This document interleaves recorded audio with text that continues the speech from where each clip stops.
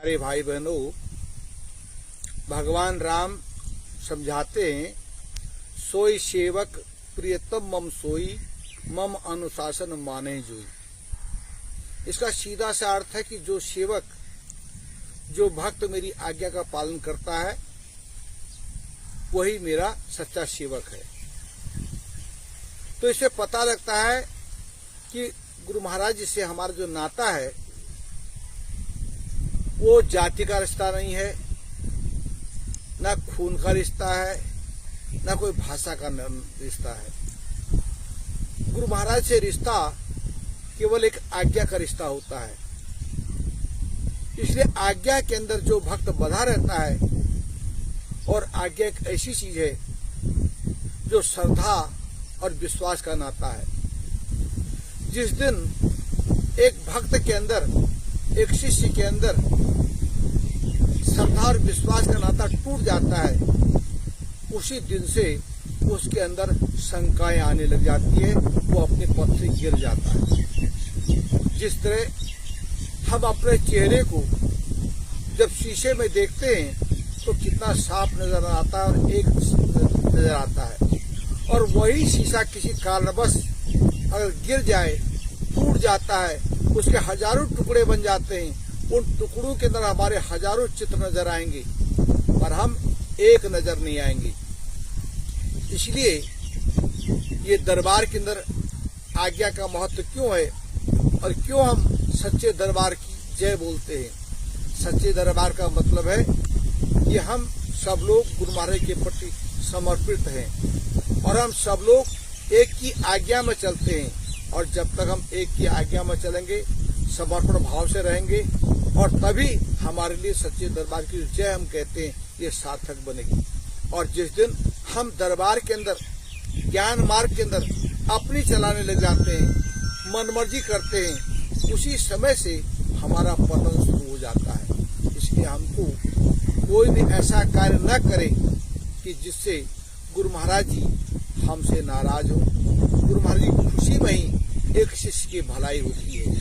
इसलिए हमें हमेशा जीवन के अंदर दरबार को, महत्व को समझना चाहिए, गुरु महाराज के महत्व को समझना चाहिए, और गुरु महाराज जी की जो आज्ञा होती है उसमें जरा सा भी किंतु, मगर, अगर ऐसा वैसा नहीं लगाना चाहिए, नहीं सोचना चाहिए।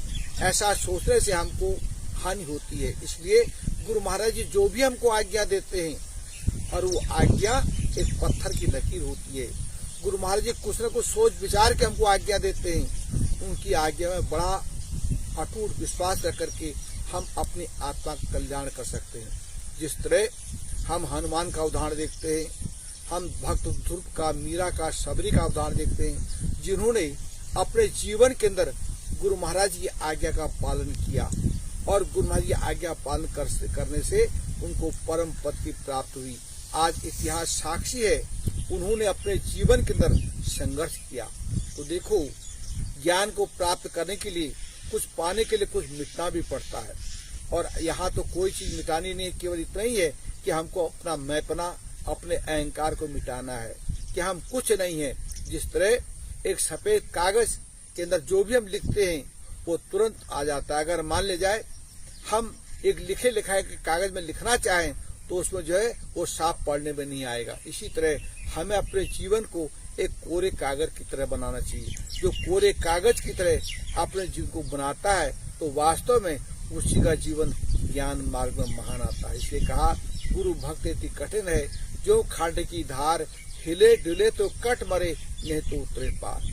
गुरु महाराज जी को जो मारे गए वो ऐसे तो कहा तलवार की धार है, पर सहज कब बन जाता है कि जब आदमी इधर उधर न देखे तो धार को देखते हुए पार हो जाता है। तो इसलिए हमको जो है जीवन के अंदर खूब भजन स्मरण करना चाहिए। जिसको जो आज्ञा मिली है उसी तरह हम रहें, और इस समय जो समय बीत रहा है, समय के अनुसार हमको खूब भजन स्मरण में, गुरु महाराज की याद में अपने जीवन को बिताना चाहिए, और तभी जो है ये जीवन सार्थक बनेगा। नहीं तो देखो, जीना तो थोड़ा ही भला, जो सत स्मरण में जाए, लाख वर्ष का जीवना आए कोई नहीं काज। न जाने कितनी बार हम मर चुके हैं, कितनी बार हम पैदा हो चुके हैं। अगर हम एक जीवन गुरु महाराज के चरणों में समर्पित कर देंगे तो वास्तव में ये जीवन धन्य हो जाएगा। जन्म मरण के चक्कर से हम छूट जाएंगे और साथ साथ आपको जन्म आगलो तेरो दोनों जन्म सुधरतो जो तू राम नाम चित धरतो। इसलिए इस भगवान के नाम का स्मरण करते हुए अपना जीवन को यापन करें। ये बड़ा अच्छा सुनहरा मौका मिला है कि हमको अपने जीवन के अंदर ज्ञान भक्ति को समझने का गुरु महाराज की हम सब पर कृपा है। उस कृपा को करके हम अपने जीवन को सार्थक करें। इन्हीं शब्दों के साथ मैं अपनी वाणी को विराम दूंगा। धन्यवाद। जय श्री सच्चिदानंद।